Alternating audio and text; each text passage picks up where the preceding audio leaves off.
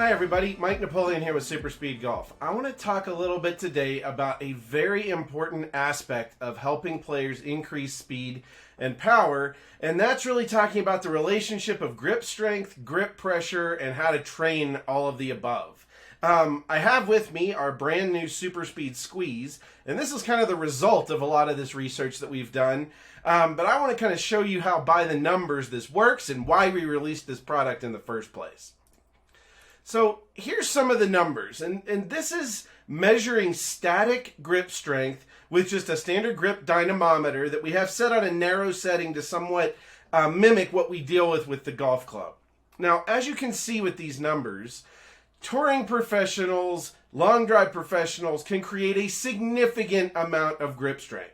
So, for example, your PGA Tour data is showing that, between their two hands average, they can produce about 60 kilograms of grip pressure on the grip when they're just trying to squeeze as hard as they possibly can. That's a lot. World long drive players are even more. They're up over 80. Now, what gets really interesting here about this data is when we start to go down and look at our amateur numbers. So male amateurs, we're seeing an average of about 42 or so kilograms. So, maybe a little around 2/3 of what a PGA Tour player could do, about half of what a long drive player could do. As we get into amateur females, we're even lower. We're down in that 27 range. Now, why is this important? Well, this is incredibly important because if a player cannot create enough static grip pressure, then they're going to have to use a very, very high percentage of the absolute maximum grip strength that they can create during the golf swing as far as grip pressure that they're applying to the grip. Now, as a coach, we've taught for years that it's going to be better to have a slightly looser grip pressure on the club, a lighter grip pressure, to not be death gripping the golf club. And this is true. This is going to cause all kinds of different issues with our muscles tensing up and not being able to get full range of motion out of our wrists, our elbows, our arms, everything about it.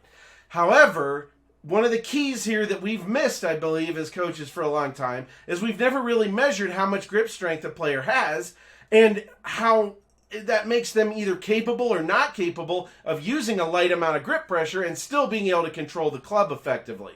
So here's some more really cool data. This is going to show comparatively during the golf swing how much grip pressure these different groups of players use. Now you can see if we look at the very top end here with our long drive professionals, they do use a light amount of grip pressure, about 53% of their max. However, that 53% is still a peak of about 44 kilograms of pressure during the swing. Tour players use a little more. They're on about a 58% of max range, and that's usually about 35 kilograms during the peak during the golf swing, which tends to happen, by the way, during the transition of the swing when we're actually changing direction and having to make the club change direction. Now, our male amateurs are using a lot more. They're using about 75% of their peak. Now, I think that's getting into a range where we may actually be using too much grip pressure relative to our capacity to really get the full benefit out of good control of the golf club, stability through the shot, or even stability through different lies like hitting it through the rough. Now, we still need more data on our female players, which we are working on and we will get to you soon. But at a max grip strength average of about 27 kilograms, my hypothesis here is that these players are using almost all of their grip strength on every swing.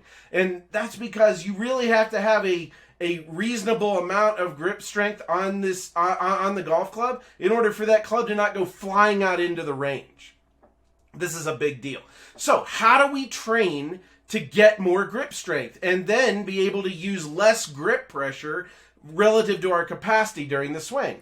Well, we've looked at all kinds of stuff. A very effective way to do this in the gym is with something called fat grips. You put this grip around a barbell and then you can get more activation in your hands, and that creates even more grip strength.